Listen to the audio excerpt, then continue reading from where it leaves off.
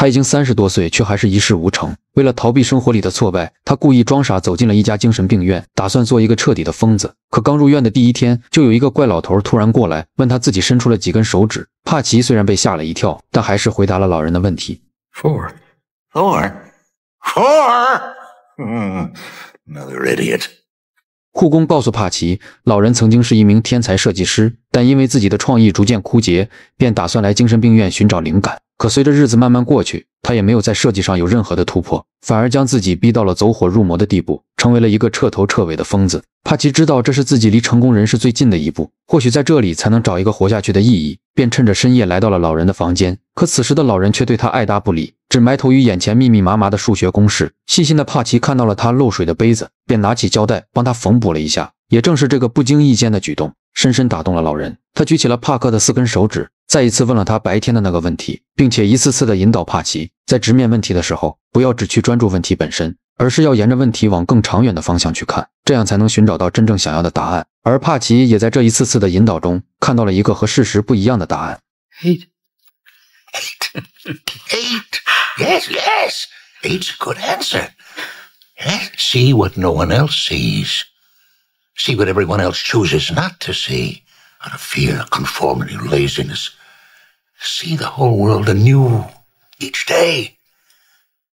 第二天，帕奇终于见到了医生，他满心期许地向医生说明自己的病情，希望医生能帮忙治疗自己的抑郁症，因为这痛苦的心理疾病已经困扰了他5年之久，甚至一度让他有着自杀的冲动。可就在他向医生描述病情时，医生却对这些毫不在意，只是流程般地执行着各种任务。而医生最关心的也只是自己的咖啡里有没有加糖，就连最基本的倾听都做不到。他满心失落地回到宿舍，却又发现室友因为幻想症迟迟不能入睡，他总能看见一群松鼠想要摘掉自己的2个坚果，从而害怕地四处逃窜。第一次面对这种情况，帕奇也倍感震惊，无能为力的他也只能叫来了医生，而医生的解决方式也是简单粗暴地给他打上了一支镇定剂。看着眼前这一幕的帕奇，他不由得开始为自己的正常而感到欣慰。可当帕奇以为一切都结束了，正准备睡觉时，室友却因为床下的松鼠来回走动，吓得他连厕所都不敢上。帕奇不得已只能起来安慰着他。起初的他还只是告诉室友，这些松鼠都是不存在的，你走到他身边的时候，他就会完全消失。可这些解释在室友那里完全行不通，眼看着解释无果，他突然想起了在老人那里学到的东西，便打算用另一种方式来解决问题。他先是假装的拿起了手枪，又瞄准了一只松鼠。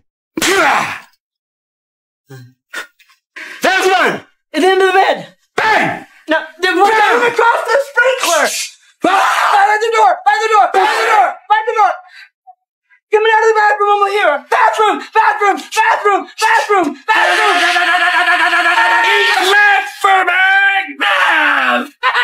甚至还搭起了一个阵地，拿起了一个火箭筒来消灭远处的松鼠。随着胜利的号角响起，室友成功地进到了厕所里面，而帕奇也在听到室友的涓涓细流声时露出了轻松的表情。这是他第一次感受到帮助别人的快乐，也让他找到了自己活下去的真正意义。隔天，他便急匆匆地找到医生，打算离开这座精神病院，去给更多的人带来温暖与救赎。他要成为一名治病救人的良医，让病人得到充分的尊重和怜悯，而不是像他一样，在和病人沟通时连眼皮都不抬一下。病人发病时只会简单粗暴地打上一支镇定剂，完全不会考虑病人的内心感受。所以他不顾医生的阻拦，毅然决然地离开了这里。因为当初他是自己选择进入的精神病院，所以他出院也不需要得到医生的许可。自此之后，帕奇怀揣着赤诚的决心和无畏的勇气，踏上了一条逆行者的道路。他总会以诚挚的微笑感染别人，用最动人的话语温暖人心。可这些并不足以完成他的最终目标，于是便通过2年的不懈努力，他如愿以偿地考上了州内最权威的医科大学。可开学的第一天，他就遭到了室友的不断嘲讽，因为已过而立之年才考上大学，只有白痴才能做出这种事情。而且室友十分的狂妄自大，还不断向帕奇炫耀自己的成就。I was awarded the William F. Thompson Scientific Achievement Award. Emerson Elementary, I once drew a picture of a rabbit that got me 2 gold stars.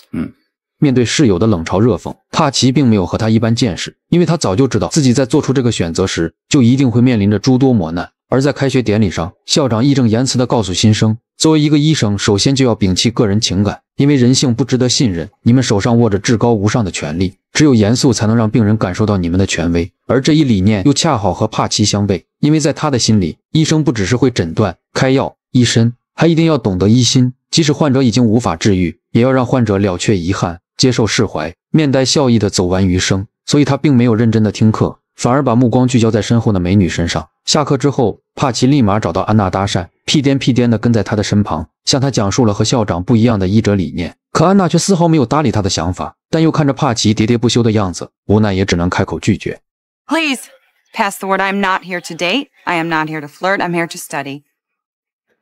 而这尴尬的一幕，恰巧被一旁的同学楚门看到。两个都被拒绝过的单身男性一下子就像是找到了知己，迫不及待的就开始约会起来。帕奇也依然坚持着自己的观点，就像是癌症晚期的病人，任何的专业医学技术也只能得到短暂的缓解痛苦，而只有精神上的治疗才是唯一有几率痊愈的一个方法。所以平等且充满善意的对待病人才是医生要上的第一节课。楚门虽然认可了帕奇的这一案例，但终归这只是医学里的冰山一角，并不能完全的说服他。对此，帕奇特意和他打了一个赌，他将要用自己的微笑让陌生人对他产生好感。 Hello. Hi. Wait, I don't get it. Hi is a programmed response. I reached her. You scared her. No. Wait for it. Oh, you're nuts. 为了进一步的验证自己的理念，他跟随大三实习的学生一同来到了医院。面对躺在病床上的患者，教授以专业的知识向学生们讲述着他的病情案例以及接下来要面临的治疗方法，这不禁让患者感受了一阵恐慌。而此时的帕奇却突然向教授问起了女人的名字。 I was just wondering the patient's name. Marjorie. Hi, Marjorie. Hi. 而正是这简单的一句问候，撕掉了医生在病人眼里冷漠的标签，让躺在病床上的玛姬感受到了阵阵暖意。而后帕奇大步行走在医院的长廊，打算接着寻找自己的实验目标。可突然，那个古板严肃的校长出现在他的面前，因为大一新生是不允许进入医院的，帕奇便赶忙躲进了附近的病房。可当他刚一转身，就看到了几名儿童静静地躺在病床上，看着这些本该肆意宣泄无限童趣的孩子们，却形如枯槁地躺在这抉择生死的病床上。帕奇缓缓地朝着一个女孩走去，他的心像是被一层烟雾笼罩，再也提不起一丝笑意。可他知道情绪是会被感染的，便强忍着心底的那一抹痛楚，试图带给女孩一些欢乐。很快他便看到了桌子上的血压充气球，心里顿时涌出了一个巧妙的主意。帕奇扮演成一名马戏团的小丑，很快就逗得女孩笑出了声。与此同时，越来越多的孩子们都被他搞怪的样子深深吸引。接着他又拿了2根棉签插在了耳朵上，他假扮成了小蜜蜂，在孩子的面前肆意飞舞。只是如此简单的互动玩耍，就让孩子们露出了久违的笑容，并不是因为帕奇多么的有趣，而是在这9日沉闷的病房之中，他们感受到最多的就仅仅只是父母的担忧与关怀，而真正缺少的是发自内心的轻松与欢乐。为了给孩子们带来更多的欢乐，帕奇又拿起了他们的尿盆，他全然不顾尿盆里面的味道，只有传递欢乐的纯粹。一时间欢声笑语传遍了整个病房，孩子们也忘记了病痛带来的忧伤，仿佛整个世界都在为他们绽放。直到护士长闻声前来，才制止了帕奇这看似荒诞的一场闹剧。当帕奇满怀笑意准备离开时，可转头就看到了一脸严肃的校长。好在帕奇只是初犯，且其他老师对帕奇的评价很高，校长也并未对他进行处分，但依然对他进行了警告。 I've also heard you have a real passion to be a doctor. Truth of it is, Hunter, passion doesn't make doctors. I make doctors. Understood. Good. Medical students, as a rule, have no contact with patients until the 3rd year. Is that clear? 帕奇嘴上答应了校长的要求，可转身又再次来到了医院。他以掩耳盗铃的方式，像是瞒过了值班的所有护士，而后又来到了病房，给孩子们讲起了童话故事，和他们一起玩起了童年游戏。他用自己的方式让孩子们感受到了生活里的美好，给予了他们要活下去的坚定信念。他的行为不仅让无数家长为其称赞，也会逗得护士们一起哈哈大笑。这个重新找回生命意义的男人，势必要将事业与爱情一起拿下。于是他又一次来到了安娜的身旁，可安娜却一点也瞧不起他，认为他是一个不遵守规则的人，是一个理想主义却又不曾付出行动的人。安娜对自己的偏见，帕奇并没有任何的不悦，而是耐心地向他解释自己的一切行为。可此时的安娜却不愿让他再次纠缠，便起身就打算离开，而帕奇也不顾脸面的紧紧跟上。看着帕奇对自己的不断纠缠，安娜再也无法忍受下去。 I'm not sure if you've noticed this, but in a class of 163 students, there are 8 women. 8. I've had to work really hard to get here, and I'm going to have to work even harder to stay here. And I'm not about to blow it by wasting my time on your flighty theories of goodness. I'm here to learn about medicine. Period. 尽管接连受挫，帕奇也并没有因此气馁，反而在期中考试公布成绩时，他的成绩甚至排到了班级第2，而安娜埋头苦学的成绩却不尽人意。帕奇感受到自己的机会来了，便赶忙安抚起了安娜的情绪，甚至要主动帮她进行补课。而安娜也对他的看法渐渐产生了变化。帕奇告诉安娜，尽信书不如无书，书本里教学的专业知识当然要学，这些是成为一名医生最基本的要求。可死记硬背并不会让你变得优秀，反而是在和病人们接触的过程中，你才能真正理解生命的荣耀与尊严，才能明白作为一名医生的真正价值，才能更加热情地去接纳书本上的知识。就这样，帕奇成功地说服了安娜，在夜晚陪他一起来到了病房。他先是悄悄地在老人的手上放了一把玩具枪，而后又将老人温柔地叫醒。随后，他们便用气球假扮成野兽，让老人对他们进行疯狂的射击。帕奇编织的这五彩缤纷的童话世界，让整个病房都充满着欢声笑语，就连隔壁的老人都一起参与其中。因为老人最大的梦想就是能去非洲的大草原上狩猎，可随着身体渐渐被病魔霸占，也只能在这暗无天日的病房度日。而帕奇今天带来的惊喜，让老人了却了生命里最后的遗憾。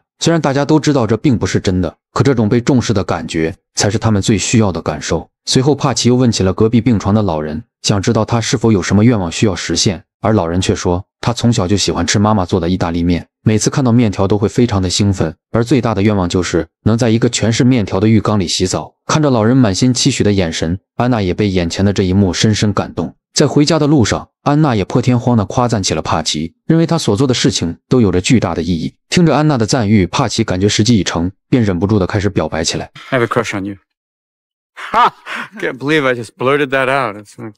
安娜并没有接帕奇的话，而是巧妙地换了另一个话题。或许在她心里，对帕奇的看法正在渐渐改变，但仍不足以心生好感。两人也在互道晚安后就此离开。但帕奇并没有着急回到宿舍，而是来到了医院的305病房。这是整个医院最难服务的一个病人，就连护士们一个个都避之不及。帕奇勇敢地走到了他的身边，他试图用脚底按摩的方式来拉近彼此间的距离。可就是帕奇的这一行为，却让病人误以为他是在侮辱自己的人格，便将帕奇痛骂一顿后赶出了门外。这是帕奇第一次吃瘪，就连护士们都看着他一脸的坏笑，但他依然没有选择放弃。于是第二天，在医院所有人的惊讶的目光中，帕奇再次走进了305病房。因为听说这位病人每天都在偷偷地祈求上帝，希望能够饶恕自己生前的一些罪恶，所以帕奇便以天使的身份来向病人传达了上帝的通知，只要他能在接下来的时光里善待自己的同时也善待他人，那么在死后上帝将会饶恕他曾犯下的种种罪过。虽然这荒诞且搞笑的行为很是离谱，但病人也听出了他所想表达的一些道理，因为放下屠刀立地成佛。随后他成功地将病人推出了病房，去迎接崭新且充满阳光的往后余生。之后的日子里，帕奇依然辗转在医院的每一个病房，给大家传递着无穷尽的欢乐。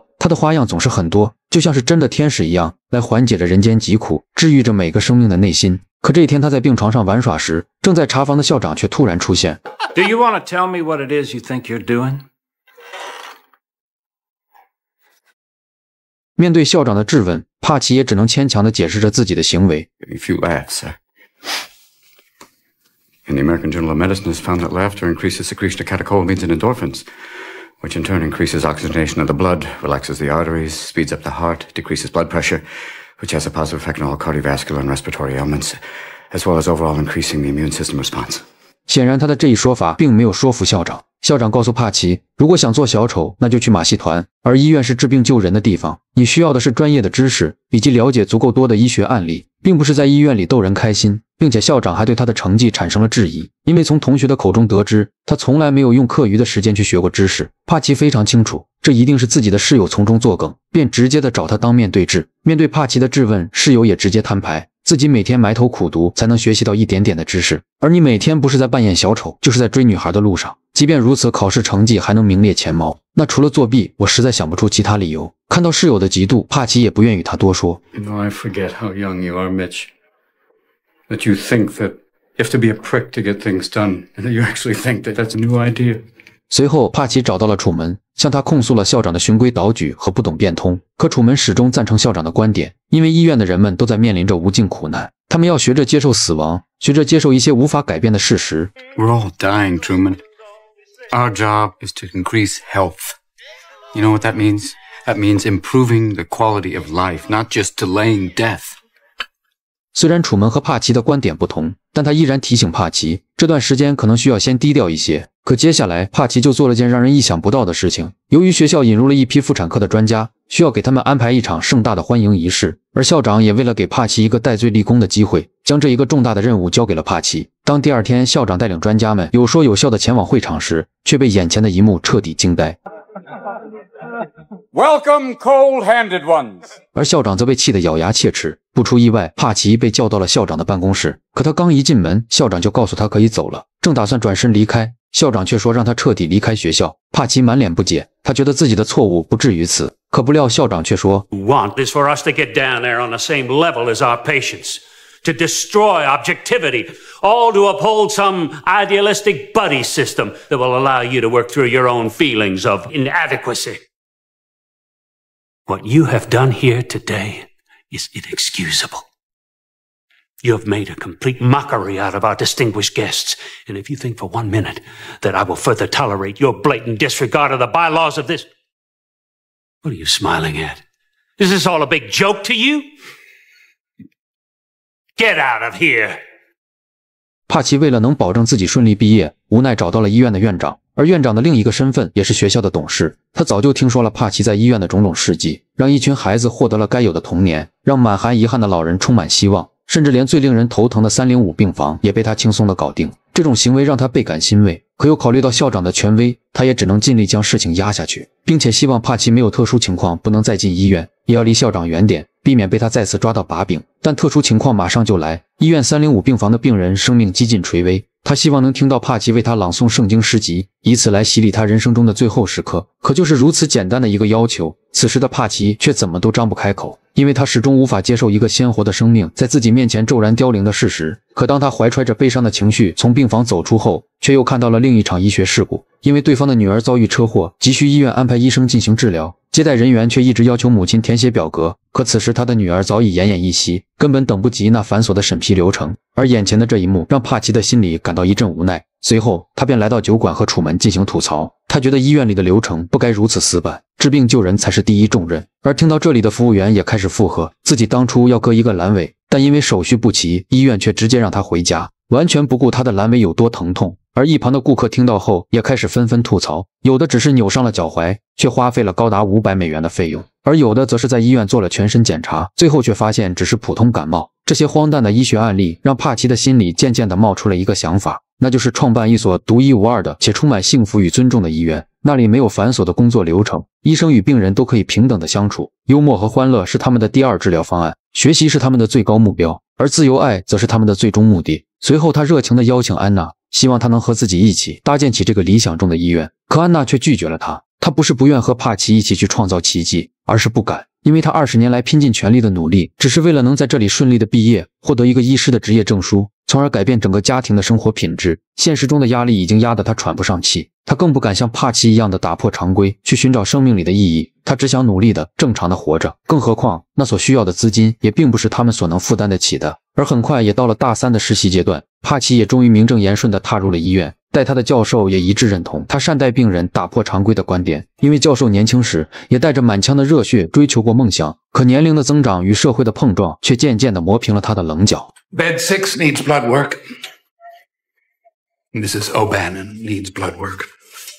教授在和患者沟通时伸出了4根手指，本意是想查看患者的眼睛有没有恢复，可正是这一小小的举动却让帕奇想起了曾经的一位故人，也正是那位故人的相助，让帕奇有了一次实现理想的机会。那是一个被群山环绕的世外桃源，有着五彩缤纷的绿色和充满自由气息的天然氧吧。除了有老人的资金支持外，越来越多的人愿意加入到这个充满爱的小屋。不仅有安娜和楚门的加入，还有精神病院的老人、医院里的护士长等等，他们一起共同努力，用自己的双手成就了帕奇理想中的乌托邦。而这所专业且充满欢乐的医院很快就传遍了大街小巷，前来治疗的病人每天都络绎不绝，很多都是家庭贫苦，无法承受医院高昂治疗费用的病人。他们在治疗期间互帮互助，彼此间传递着善意与爱意的温暖，一切也都朝着好的方向进行发展。而帕奇与安娜的感情开始渐渐升温，安娜也终于向帕奇吐露了心声。因为自己的容貌，从小身边就不缺少男生的追随，可就在一次次相信男人之时，他们却都会在得到自己后又狠心地将自己抛弃，所以再也不愿相信任何男人，只想靠着自己的努力生活。而帕奇的出现让他又一次相信了人性，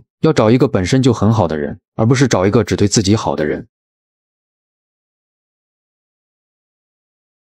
往后的日子里，安娜每天清晨都会被温柔的声音唤醒，那是帕奇为他朗诵的浪漫诗歌。可这种幸福并没有一直延续下去，因为这天医院来了一个特殊的患者，他从进门开始就一直双手环抱，像是在保护自己，但他又说着自己有很严重的自残倾向。安娜很快就感受到了他不对劲，可热情的帕奇却依然还是接纳了他，因为如果连他们都不同情他，那么这个世上可能真的没人在意他了。随着时间的推移，帕奇发现自己医院里的医疗物资不多了，为了维持医院的正常运转，他决定和楚门一起去院长的医院里借用一些物资。而就在这天夜里，独自在家的安娜看到了一份信件，那是自残患者留给她的求助信。安娜本想等帕奇回来处理，但又想到可能病人等不了一整晚的时间，她便拿着纸条上的地址找了过去。可当她进入了那个房间后，就再也没能出来。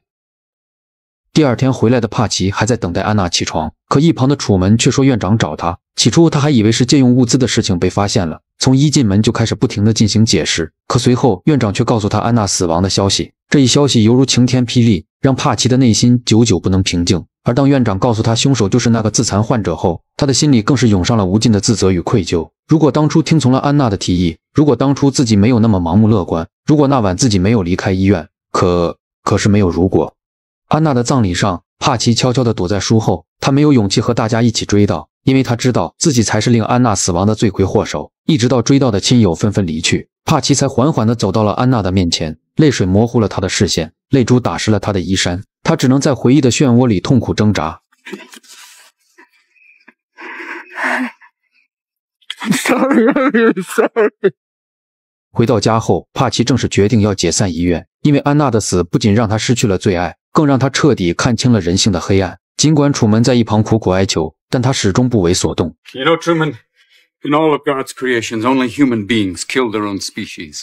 正当他打算离开学校时，那个死对头室友却挡在了他的面前，因为他用了整整2年的时间，将自己的专业知识考到了全校第一。但当他开始在医院里实习的时候，却发现仅仅是让老人吃饭这么简单的事情，都让他无法做到。他也不得不承认，帕奇在这一方面有着惊人的天赋，也愿意向帕奇虚心的请教问题。可帕奇却对这一切早已提不起任何兴趣，便不予理睬的转身就走，因为他早已看清了这个世界，早已看清了上帝的不公，心底也不再对未来抱有任何期待。于是便走到了悬崖的边缘，准备在另一个世界和安娜相见。然而就在他即将跃入深渊的刹那，一只蝴蝶轻盈且坚定地飞到了他的心间。安娜曾告诉过帕奇，他最喜欢的就是破茧而出的蝴蝶，而此刻的他仿佛携带着未了的情愫，又穿越着生死的轮回，以蝴蝶的身份向他诉说。而帕奇也在这一刻恍然醒悟，生命的意义从来不是逃避或终结，而是即便世界已痛吻我，我仍愿报之以歌。为了那些未完待续的故事，为了心中那抹不灭的光，他又再一次地踏进了医院的病房。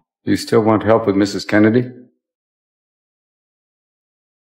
随后在楚门和室友的帮助下，将老太太推出了病房，而他将要面对的则是自己儿时未能完成的遗憾。帕奇陪他一起沐浴在这满是面条的浴缸之中，或许这一刻奶奶会想起来他的妈妈，但心里却没有任何的悲伤，反而是对曾经的释然和享受着当下的欢乐。可正当帕奇准备离开时，一位护士却突然跑过来递给了他一个信件。当他满心好奇地打开，却发现那是校长对他的开除通知书。帕奇气愤地找到校长，要和他当面对质。 Why? You don't fit in.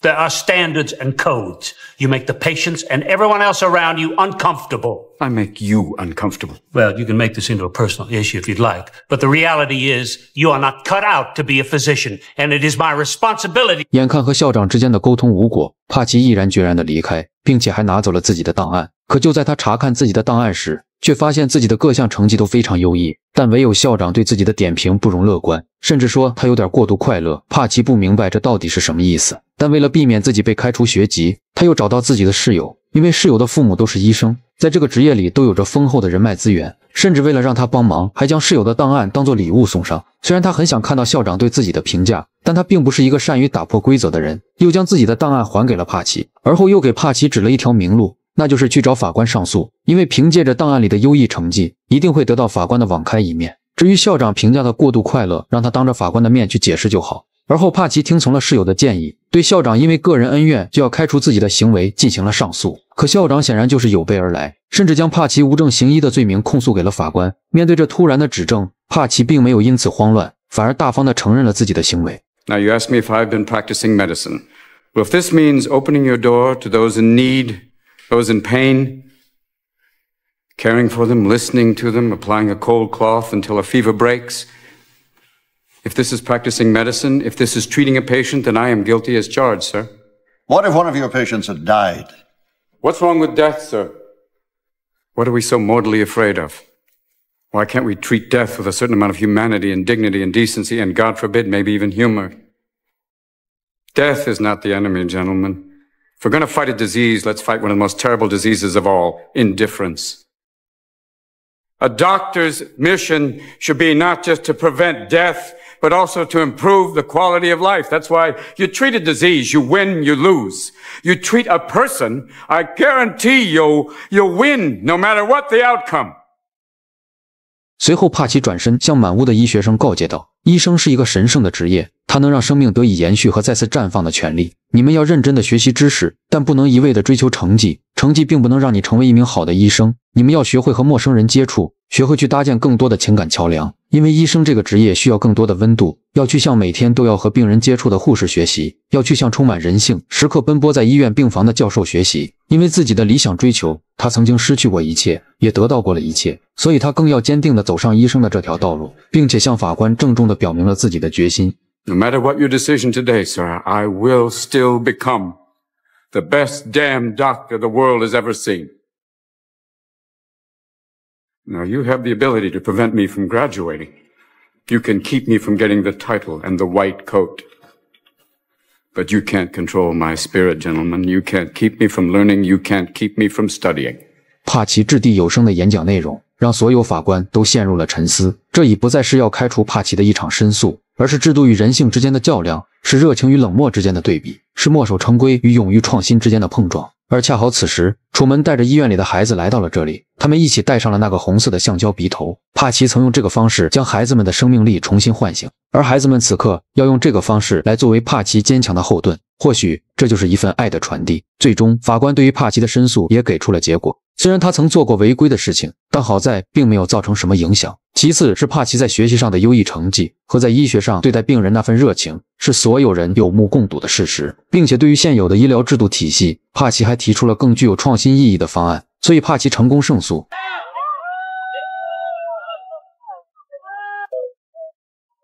起初我只以为这是一部鸡汤剧，可当我看到最后，才知道这部电影是由真实事件改编。毕业后的帕奇凭借着自己的医学理念，成功地创立了一家以爱为本的医疗机构，不仅替超过15000人免费的治疗疾病，甚至在医院的候补名单上还有超过1000名医生等着辞职，来和帕奇一起创造奇迹。但愿你我都能如帕奇医生一般，怀抱着赤诚的决心、无畏的勇气，去践行自己所坚持的生活理念。就像这部电影想要传达的价值是：山海不倦，理想的未来是逍遥光鲜，风尘明艳，青春的尽头是风光无限。